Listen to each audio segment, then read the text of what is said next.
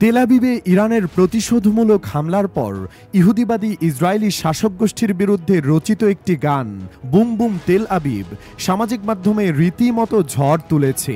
প্রকাশের ২৪ ঘন্টার মধ্যে গানটি ৫৫৭ মিলিয়ন ভিউ ছাড়িয়ে যায়, যা বিশ্বজুড়ে মানুষের আবেগ ও প্রতিক্রিয়ার প্রতিচ্ছবি হয়ে উঠেছে। পার্স টুডের তথ্য অনুযায়ী এই গানের কথা ও বিষয়বস্তু দর্শকদের বিশেষভাবে নাড়া দিয়েছে।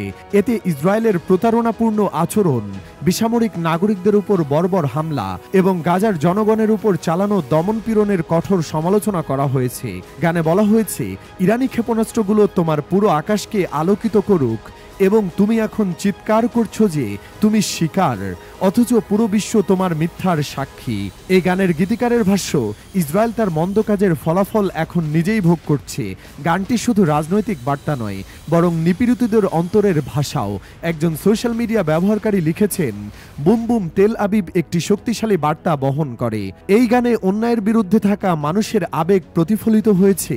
তেজ, সাহস এবং আশা একসঙ্গে মিশে গেছে। তবে এই জনপ্রিয়তার বিপরীতে গানটি লক্ষ্যবস্তুতে পরিণত হয়েছে ইসরায়েলি প্রোপাগান্ডা মেশিনের। গানের গায়ক ও প্রযোজক লুকাস গেজ, যিনি একজন আমেরিকান ইতালীয় নাগরিক, দাবি করেন ইসরায়েল এই গানটি ইন্টারনেট থেকে মুছে ফেলার চেষ্টা করছে।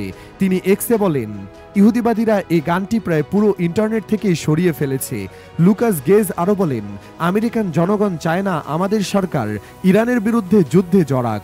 ইরান কখনো আমাদের প্রেসিডেন্টদের হত্যা করেনি, আমাদের ভবন উড়িয়ে দেয়নি, আমাদের প্রযুক্তি বিক্রি করেনি বা আমাদের প্রতারণা করে যুদ্ধে নামায়নি, কিন্তু ইসরায়েল করেছে।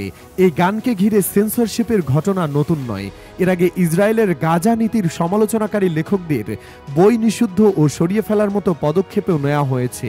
উদাহরণ হিসেবে উল্লেখ করা যায় নাটি আঙ্গোবানের ফ্রম রিভার টু সি গ্রন্থটি। বইটি বিক্রির দায়ে একটি বইয়ের দোকানে হামলা চালানো হয় এবং মালিককে গ্রেপ্তার করে ইসরায়েলি বাহিনী। এই ধরনের সাংস্কৃতিক দমনপীড়ন প্রমাণ করে শুধু অস্ত্র নয়, সাংস্কৃতিক প্রতিরোধও আজ ভয় পাওয়ার মতো শক্তি হয়ে উঠেছে নিপীড়কদের কাছে।